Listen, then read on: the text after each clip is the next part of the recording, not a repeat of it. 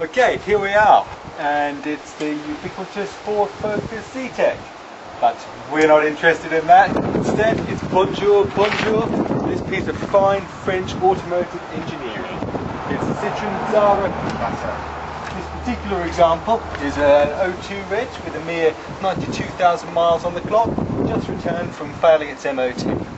Now, I'll just run you through some of the external features. So this is the SX model, so it's slightly mid-range, high specification, so that means we actually get wheels. Nice. You'll also note this particular model also has the official Citroen roof bars. These make a lovely noise, anything above 30 miles an hour, fantastic whistling sound, great feature for any car. Probably better if I took them off, but I think that would need the aid of an angle grinder at this point, so they stay. So let's talk a bit more about the engineering behind this vehicle. This is actually the 1.8 litre petrol engine version of the Xsara Picasso. So this means, unlike its 1.6 counterpart, this car is actually capable of accelerating uphill, which is actually quite nice. One of the reasons we bought it, really. Unfortunately, one of the side effects of this more powerful 1.8 litre engine is that it does consume almost as much oil as it does petrol. My Citroen dealer informs me that this is fine, it's not a problem, it's perfectly normal, so that's great. Okay, so now we're in the interior of this fine automobile. I'd like to draw your attention initially to the dashboard. This has got a fine electronic digital dashboard. I promise it does actually work. But there are several interesting features here. Firstly, notice it's in the middle. Nice cost-cutting measure for us awkward Englishmen with our stupid right-hand drive vehicles. No need to move the dashboard about. French, English, fantastic. Also, one of the other great features of the digital dashboard is the lack of rev counter.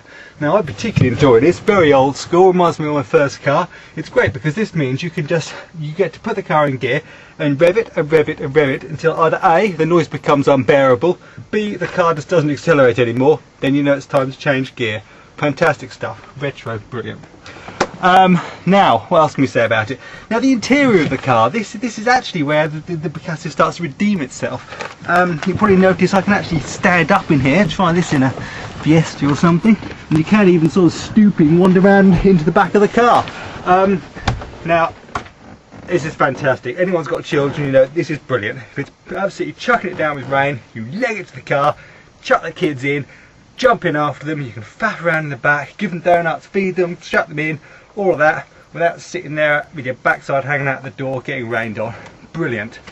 Other great features, unlike the all-conquering mighty Ford Focus there, this car does actually have more than one power point, one at the back, one at the front.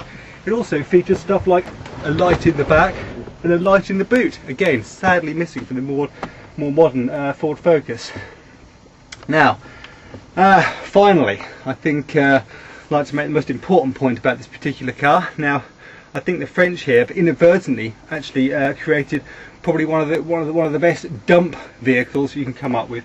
I think every middle-aged dad like myself, nothing you like better than a trip to the dump. It's fantastic, and this is the car for the job. Look at it, wide, open space, plenty of room, big lots of junk, rubbish, huge opening to chuck all that dump stuff in. And all of this in a vehicle you have absolutely no pride in whatsoever. It's fantastic, it's perfect, it's genius. Now then, I could talk more about the engineering, I could talk about the ride, the vague steering, the abrupt clutch, its ability to consume front tyres at a frightening rate, but instead I'm going to save the final coup de grace for you now. And this is it! You can actually hoover out your Citroen Xsara Picasso with a full-size vacuum cleaner in its normal operating mode. It's pure genius after that gum trip.